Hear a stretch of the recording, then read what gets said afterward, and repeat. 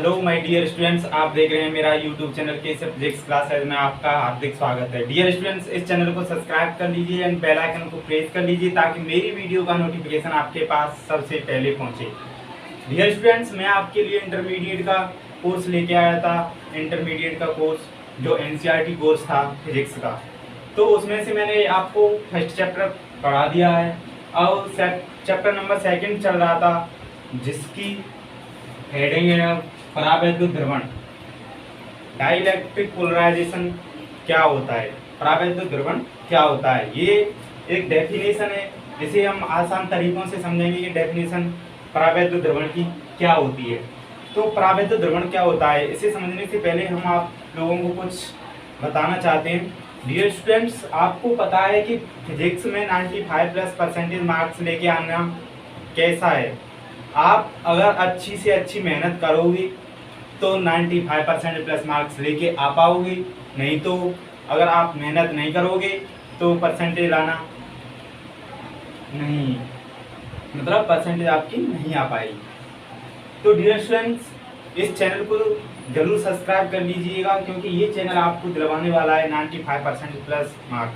Dear student, मेरी 3-4 दिनों से तबीयत थोड़ी ख़राब चल रही थी, जिसके कारण मैं आपको वीडियो नहीं दे पाया था। इसलिए आज भी मेरी तबीयत थोड़ी ख़राब है, लेकिन मैं आपके लिए वीडियो लेकर आ रहा हूँ क्योंकि मुझे आपके एग्ज़ाम से पहले कोर्स कराना है। इस वजह से मैं आपके लिए वीडियो स्टार्ट करने जा रहा हूँ, तो जिसमें आपका चैप्टर नंबर 2 की जो हेडिंग है, अब जिसे मैं पढ़ाने जा रहा हूँ, वो है परावैद्युत ध्रुवण यानी डाइलेक्ट्रिक पोलराइजेशन क्या होता है। इसे हम आसान शब्दों में समझते हैं। तो डियर स्टूडेंट्स, क्या करते हैं कि एक परावैद्युत पदार्थ लेते हैं। ये कोई परावैद्युत पदार्थ है, इस पर यदि कोई वैद्युत क्षेत्र है, इसमें जो वैद्युत क्षेत्र है किसी परावैद्युत में, यदि इसमें जो टोटल या नेट जो द्विध्रुव आघूर्ण होता है, उस जो क्रिया अपनाई गई है, उस क्रिया को हम क्या कहते हैं, परावैद्युत ध्रुवण कहते हैं। मतलब किसी बाह्य वैद्युत क्षेत्र में परावैद्युत पदार्थ के अंदर कुल द्विध्रुव आघूर्ण उत्पन्न होने की क्रिया क्या कहलाती है, परावैद्युत ध्रुवण कहलाती है। एक और बार मैं आपको आसान तरीकों से समझाता हूं कि हम कोई परावैद्युत पदार्थ लेते हैं। मान के चलो ये कोई परावैद्युत पदार्थ है, इस परावैद्युत पदार्थ के अंदर, मतलब इस परावैद्युत पदार्थ पर कोई बाह्य अंदर नहीं, कोई बाह्य वैद्युत क्षेत्र लग रहा है। इस पर क्या लग रहा है, बाह्य वैद्युत क्षेत्र लग रहा है। और इस परावैद्युत पदार्थ के अंदर जो नेट द्विध्रुव आघूर्ण उत्पन्न कर रहे हैं हम, इसके अंदर जो नेट जो द्विध्रुव आघूर्ण है, उस नेट द्विध्रुव आघूर्ण उत्पन्न करने में जो क्रिया अपनाई गई है, मतलब उस क्रिया को हम क्या कहते हैं, परावैद्युत ध्रुवण कहते हैं। आपको समझ में आ गया होगा। और डेफिनेशन आपकी मैंने बताई दी कि बाह्य वैद्युत क्षेत्र में परावैद्युत पदार्थ के अंदर नेट द्विध्रुव आघूर्ण उत्पन्न करने की क्रिया परावैद्युत ध्रुवण कहलाती है। ये थी आपकी डेफिनेशन। अब आता है ध्रुवण सदिश कि ध्रुवण सदिश क्या होता है। अब हम आपको बताते हैं कि ध्रुवण सदिश क्या होता है।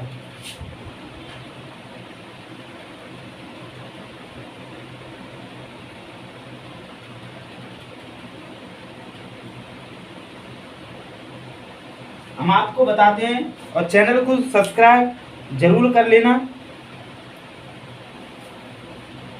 तो हम आपको बताते हैं कि ध्रुवण सदिश क्या होता है।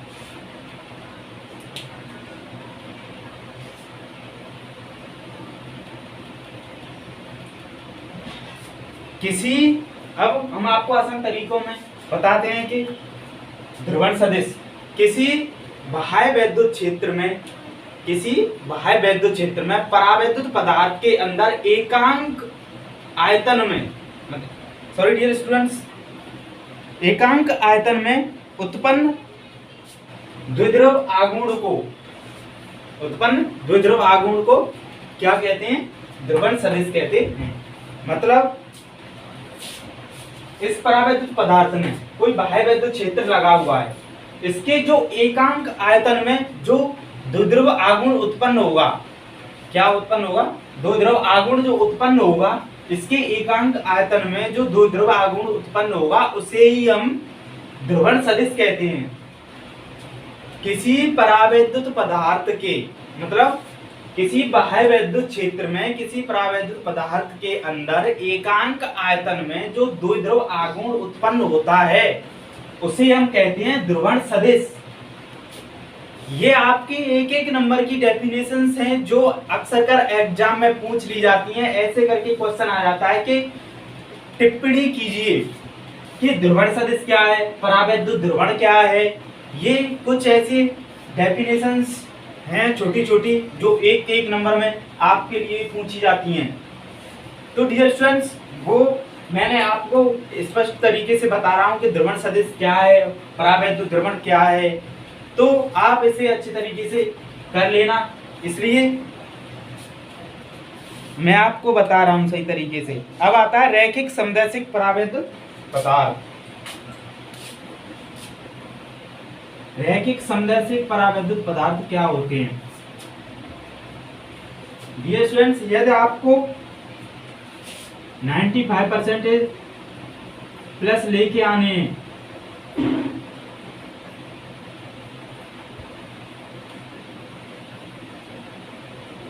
तो अच्छे से पढ़ाई करनी होगी।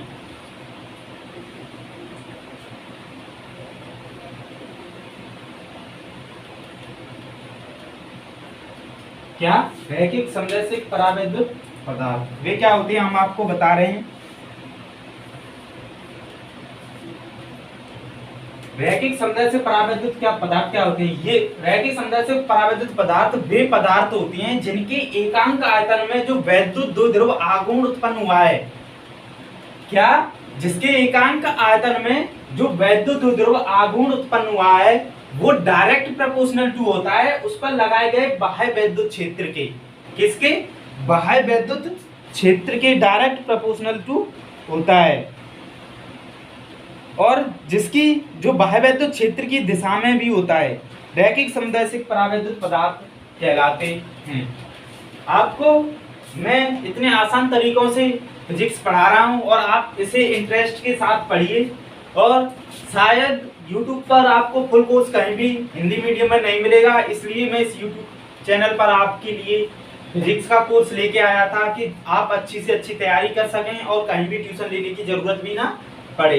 इस वजह से ये इसकी कोई फी नहीं है, ये फ्री सिलेबस कराया जा रहा है और इतना अच्छे तरीके से कराया जा रहा है, न्यूमेरिकल सहित कराया जा रहा है। यदि आप चाहो तो इससे अच्छे मार्क्स लेके आ सकते हो। तो डियर स्टूडेंट्स, अब रैखिक समदैशिक परावैद्युत पदार्थ क्या होते हैं एक बार बता दिया। मैं आपको बताता हूँ इसकी डेफिनेशंस के क्या होते हैं। रैखिक समदैशिक परावैद्युत पदार्थ वे पदार्थ होते हैं जिनके एकांक आयतन में जो द्विध्रुव आघूर्ण उत्पन्न होता है वो डायरेक्ट प्रोपोर्शनल टू होता है। किसके? इसमें जो बाह्य वैद्युत क्षेत्र उत्पन्न हुआ है उसके डायरेक्ट प्रोपोर्शनल टू होता है, मतलब अनुप्रमानुपाती या समानुपाती होता है, जिसे हम किससे व्यक्त करते हैं? पी वेक्टर से। परावैद्युत पदार्थ को हम वो द्विध्रुव आघूर्ण को हम पी वेक्टर से व्यक्त करते हैं, और ध्रुवण सदिश को जो अभी मैंने पढ़ाया था उसको भी हम पी वेक्टर से डिनोट करते हैं। ध्रुवण सदिश की दिशा किधर होती है? इसकी दिशा जो बाह्य वैद्युत क्षेत्र की दिशा में होती है। किधर होती है? बाह्य वैद्युत क्षेत्र की दिशा में। तो आपको रैखिक समदैशिक परावैद्युत पदार्थ क्या था कि ये जो दो ध्रुव आघूर्ण है P vector direct proportional to होता है ई वेक्टर के। ये मैंने अभी डेफिनेशन से बताया है। और यदि हम प्रोपोर्शनल टू का साइन हटाते हैं, अनुक्रमानुपाती या समानुपाती के साइन को हम जब हटाते हैं तो एक नियतांक लगाते हैं। क्या लगाते हैं? एक नियतांक आता है। जब हम प्रोपोर्शनल टू का साइन जब हम हटाते हैं तो एक नियतांक आता है। तो यहाँ हम प्रोपोर्शनल टू का साइन को हटाएंगे तो यहाँ एक सान आ जाएगा इस प्रकार से। इसे बोलते हैं हम काई ई। क्या बोलते हैं हम? काई ई या जाई ई। इस प्रकार रहता है। ये एक नियतांक होता है। क्या होता है? नियतांक, जिसे परावैद्युत पदार्थ की वैद्युतीय प्रवृत्ति कहते हैं। क्या कहते हैं? परावैद्युत पदार्थ की वैद्युतीय प्रवृत्ति हम कहते हैं इसे। तो ये हमारा हो गया रैखिक समदैशिक परावैद्युत पदार्थ। अब आपकी नेक्स्ट हेडिंग या नेक्स्ट टॉपिक आता है ध्रुवित परावैद्युत के द्वारा अपने ही अंदर किसी मूल बाह्य वैद्युत क्षेत्र को उत्पन्न करना। मतलब ध्रुवित परावैद्युत के द्वारा हम इसके अंदर मतलब खुद जो है मूल बाह्य वैद्युत क्षेत्र उत्पन्न कैसे होता है, हम आपके लिए बताते हैं। यहाँ से कुछ तो ऐसा है कि एक मार्क्स का इसके अंदर से क्वेश्चन पूछ लिया जाता है या पूरा ही क्वेश्चन पूछ लिया, लेकिन पूरे क्वेश्चन को पूछने के चांसेस थोड़े कम होते हैं। और यहाँ से एक एक नंबर के क्वेश्चन बन के आते हैं। तो आपको इस जो वीडियो को अच्छी तरीके से देखना है, अच्छी तरीके से इसे क्लियर करना है। आपको पहली बार में ही सब कुछ क्लियर हो जाएगा और आपको दूसरी बार वीडियो देखने की जरूरत भी नहीं पड़ेगी। इतने अच्छी तरीके से मैंने आपको क्लियर करा दिया है। तो अब आता है हमारा ध्रुवित परावैद्युत के द्वारा अपने ही अंदर कैसे हम वैद्युत क्षेत्र उत्पन्न करते हैं।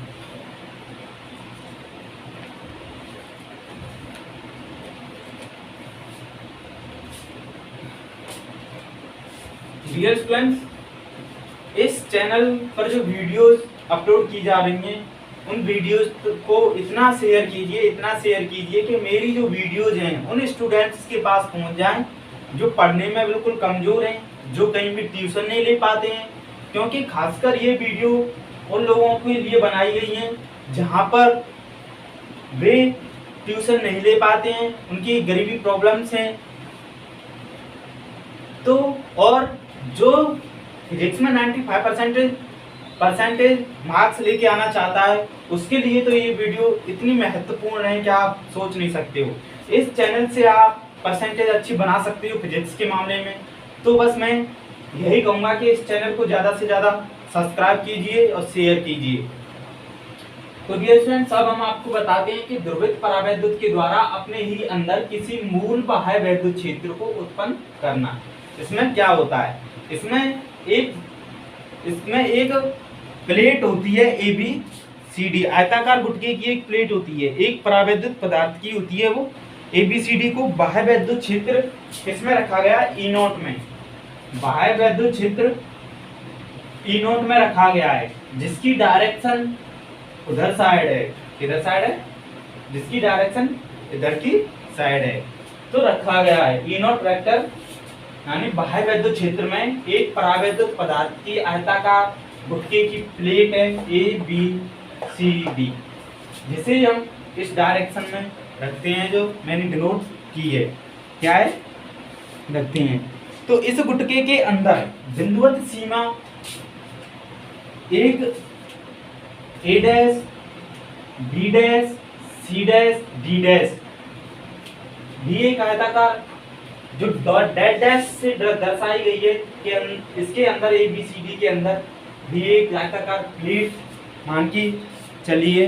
जो उधर साइड में ये जो अंदर होते हैं इसमें माइनस और प्लस दो साइन होते हैं। ये माइनस प्लस एक समान होने के कारण ये एक दूसरे को निरस्त कर देते हैं। क्या कर देते हैं?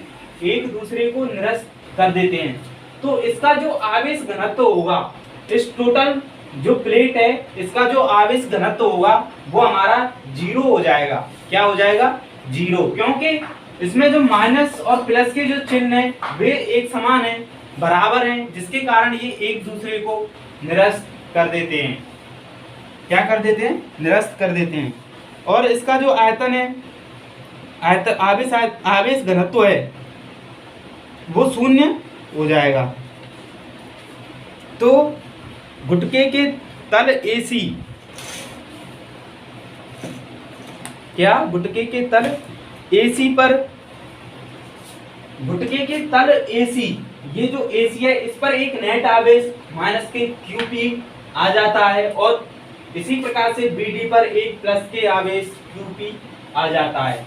ये जो आवेश विहीन मतलब क्यूपी रह जाता है। ये अनिरस्त जो पृष्ठ होते हैं, अनिरस्त होते हैं मतलब जिन पर आवेश रहता है, उसे क्या कहते हैं? ध्रुवण पृष्ठ, ध्रुवण आवेश कहते हैं। क्या कहते हैं? ध्रुवण आवेश कहते हैं। जो अनिरस्त पृष्ठ हैं, मतलब जिन पृष्ठ पर आवेश उपस्थित है, आवेश उपस्थित है या अनिरस्त पृष्ठ है, उन्हें हम ध्रुवण पृष्ठ क्या कहते हैं? ध्रुवण पृष्ठ कहते हैं। और आपको ये दूसरी ये प्लेट दी गई है, ये माइनस है, ये प्लस दिखाया गया है। ऐसा क्यों? आपको पता होगा कि ये जो प्लस है तो ये इधर माइनस आता है, ठीक है। अब इधर माइनस है ये, तो इधर प्लस है। तो डियर स्टूडेंट्स, माइनस के जो क्यूपी है इस साइड और प्लस के क्यूपी उत्पन्न होता है। क्या होता है? उत्पन्न होता है।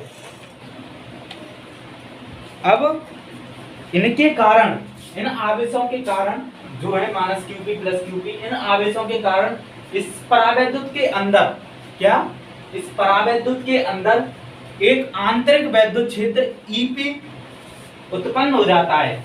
क्या उत्पन्न हो जाता है? एक ईपी वेक्टर उत्पन्न हो जाता है, जिसकी डायरेक्शन क्या, जिसकी दिशा इसके विपरीत होगी, बाह्यवैद्युत क्षेत्र के विपरीत होगी, इधर साइड में होगी। इसकी जो डायरेक्शन होगी ईपी वेक्टर की, वो बाह्यवैद्युत क्षेत्र के जस्ट विपरीत होगी। तो अब आगे इसका जो टोटल वैद्युत क्षेत्र है, ई नॉट वेक्टर है, बाह्यवैद्युत क्षेत्र है, जो बाह्यवैद्युत क्षेत्र है, टोटल नहीं, बाह्यवैद्युत क्षेत्र है वो ई नॉट वेक्टर है। इसका जो आंतरिक वैद्युत क्षेत्र है वो ईपी वेक्टर है, जो कि इस बाह्यवैद्युत क्षेत्र के विपरीत डायरेक्शन में है। तो इसका जो टोटल निकलेगा वो क्या होगा? ई वेक्टर होगा, E vector equal to E naught vector minus K EP vector, अर्थात या E equal to E naught minus K EP, ये आ जाएगा। और डियर स्टूडेंट्स, जो ई वेक्टर की जो मान है, ई का जो मान होगा वो ई नॉट वेक्टर से कम ही रहता है, ई नॉट वेक्टर से इसका मान ज्यादा नहीं रहता है। मतलब ई वेक्टर सदैव ई नॉट वेक्टर से कम होता है, चूंकि ई वेक्टर का जो मान है वो परावैद्युत पदार्थ की प्रकृति पर निर्भर करता है। इसका ई वेक्टर का जो मान है ईपी वेक्टर का, चूंकि जो ईपी वेक्टर जो अंदर आंतरिक वैद्युत क्षेत्र जो उत्पन्न हुआ था ईपी वेक्टर, इसका जो मान है वो किस पर निर्भर करता है? परावैद्युत पदार्थ की प्रकृति पर निर्भर करता है। जिसके कारण ये, अगर ये परावैद्युत पदार्थ की प्रकृति पर निर्भर कर रहा है, तो ये जो ई है क्या है? ये जो ई है, ई, ये भी परावैद्युत पदार्थ की प्रकृति पर निर्भर करेगा। किस पर निर्भर करेगा? परावैद्युत पदार्थ की प्रकृति पर। जिसके कारण के ये जो ई है, जो टोटल निकाला है, वो जिसका मान ई वेक्टर का मान ई नॉट वेक्टर से कम ही रहता है हमेशा। क्या रहता है? कम। तो और इसके जो प्लेट की जो डिस्टेंस है वो डी दी गई है, आपको पता है। इसमें डी का अधिकतर कोई रोल नहीं ले, और डी दी गई है मतलब इसकी में। अब ई वेक्टर का मान भी परावैद्युत पदार्थ की प्रकृति पर निर्भर करेगा। किसी अणु द्वारा प्राप्त प्रेरित द्विध्रुव आघूर्ण क्या होता है? किसी अणु द्वारा प्राप्त प्रेरित द्विध्रुव आघूर्ण,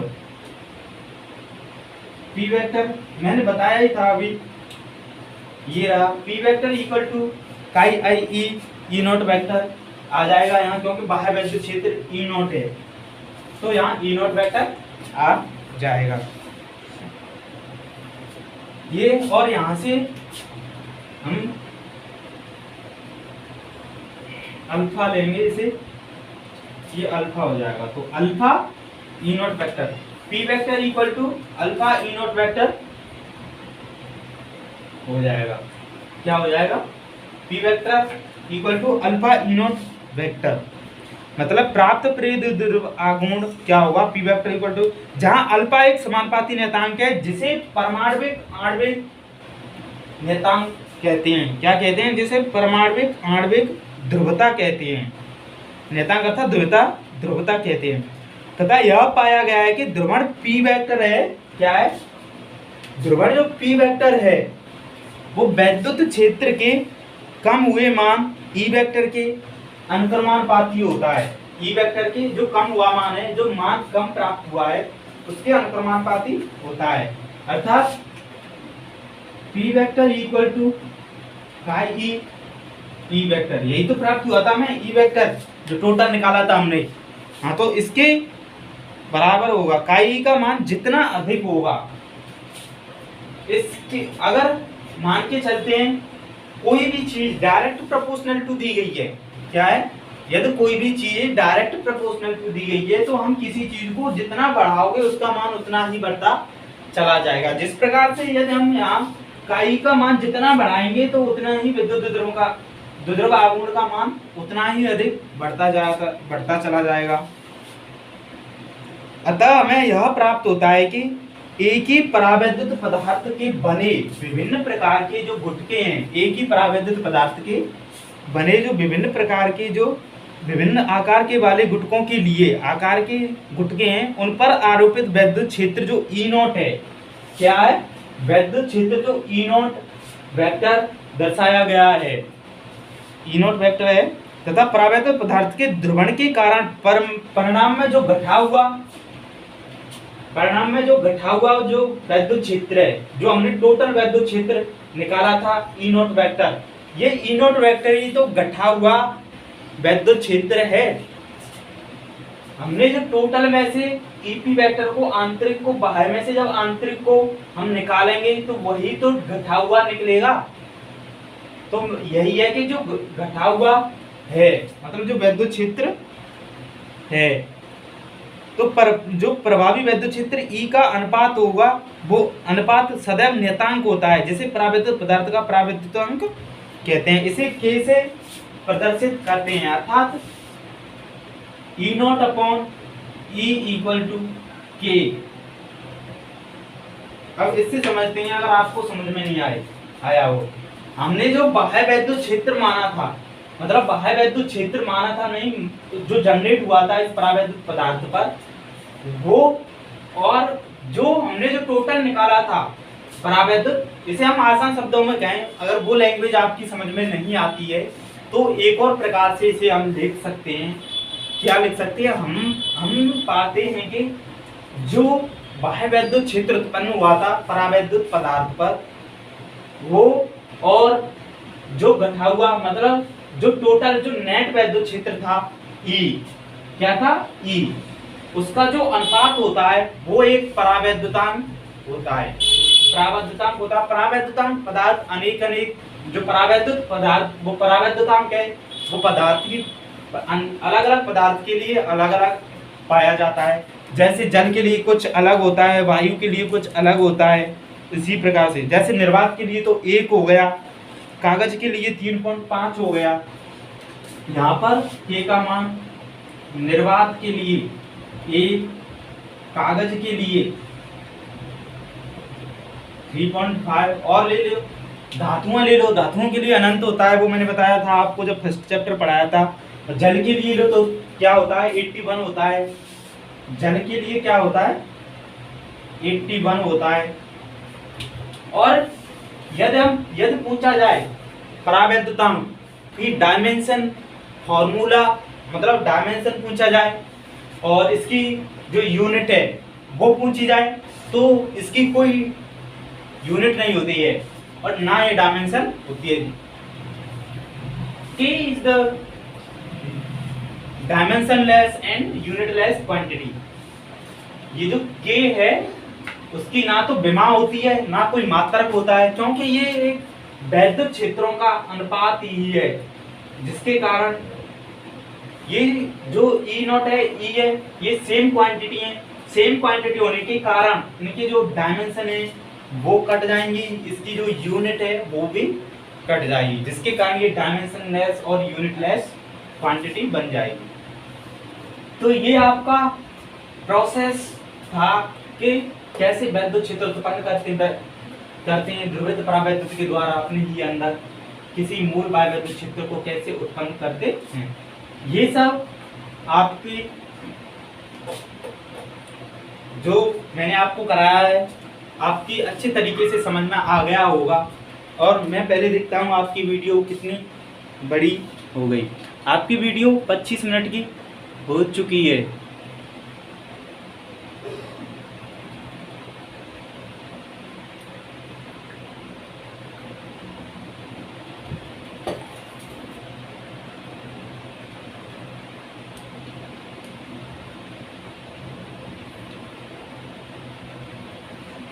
हेलो माय डियर स्टूडेंट्स, आपके अच्छे तरीके से समझ में आ गया होगा।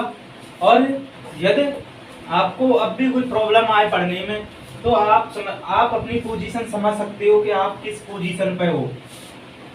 इस तरीके से भी आपकी समझ में नहीं आ रहा है तो आप अपनी फिजिक्स में पोजीशन को समझ जाओगे कि मैं कौन सी पोजीशन पर खड़ा हूँ, मेरे कितने मार्क्स आ सकते हैं, कितना मैं कर सकता हूँ एग्जाम में। लेकिन अगर मैं जो करा रहा हूँ वो पढ़ोगे, वो याद कर लिया तो आपको एग्जाम हॉल में प्रेशर डालने की जरूरत नहीं पड़ेगी। आपके माइंड पर जो प्रेशर जनरेट हो जाता है ना एग्जाम हॉल में, वो भी डालने नहीं पड़ेगा क्योंकि आपको सब चीज आसानी से आएंगी। क्लियरली से मैंने पढ़ाया है तो सब कुछ आपको आसानी से आ जाएगा, जिसके कारण आप एक अच्छे तरीके से फिजिक्स को रेडी कर सकते हो एग्जाम के पॉइंट ऑफ व्यू से। तो डियर स्टूडेंट्स, मैं बस आपसे यही कहना चाहूंगा कि इस चैनल को सब्सक्राइब कर लीजिए एंड बेल आइकन को प्रेस कर लीजिए ताकि मेरी वीडियो का नोटिफिकेशन आपके पास सबसे पहले पहुंचे। डियर स्टूडेंट्स, यदि आप फिजिक्स में 95% प्लस मार्क्स गेन करना चाहते हो, यदि आप 95% से प्लस मार्क्स लेके आना चाहते हो तो इस चैनल को सब्सक्राइब आपको करना ही पड़ेगा। YouTube चैनल पर आपको कहीं भी ऐसी फिजिक्स पढ़ाने को नहीं मिलेगी। यदि आपके छोटे भाई बहन हैं तो आगे चल के उनको एक और बेनिफिट होने वाला है क्योंकि आगे चल के उनको इस चैनल से डिफेंस पढ़ाने को भी मिलेगा। यदि आपके छोटे भाई बहन हैं, अगर वे डिफेंस की तैयारी करना चाहोगे तो उनके लिए एक यहीं से आपकी अच्छी प्रिपरेशन हो जाएगी। आपको कोचिंग भी फिजिक्स की नहीं लगानी पड़ेगी। मैं आपको YouTube पर इतना अच्छा मटेरियल दे दूंगा डिफेंस का, बहुत अच्छा। और इस डिफेंस के मैटर में हम आपसे कुछ अलग से ही बात करेंगे। इस फिलहाल तो हम इंटर के जो फिजिक्स पढ़ा रहे हैं उसके मैटर में चर्चा चल रही है, तो आप इसे अच्छे से इस YouTube चैनल से क्लियर करिए और आप अच्छे से पढ़ाई कीजिए जिससे आपके मार्क्स 95% प्लस आ सकें। आपको पता ही है कि PCM फिजिक्स केमिस्ट्री मैथ में सबसे टफ सब्जेक्ट आपको मानी जाए तो फिजिक्स ही होती है। अधिकतर स्टूडेंट्स फिजिक्स में अच्छे मार्क्स नहीं लेके आ पाते हैं। कहीं भी देख लीजिए, कौन से भी क्षेत्र में देख लीजिए, फिजिक्स को अगर आप प्रैक्टिकली समझोगे तो आसानी से चीजें समझ में आएंगी। लेकिन आप प्रैक्टिकली नहीं समझोगे, आप रटना छोड़ दीजिए, बस कॉन्सेप्ट को क्लियर कीजिए। आपको अच्छे तरीके से कॉन्सेप्ट बताए जाते हैं, उन कॉन्सेप्टों को आप क्लियर कीजिए तो आप अच्छे से मार्क्स लेके आ पाओगे। तो thank you all my dear students, आपकी वीडियो यहीं समाप्त होती हुई। Thank you all my dear students.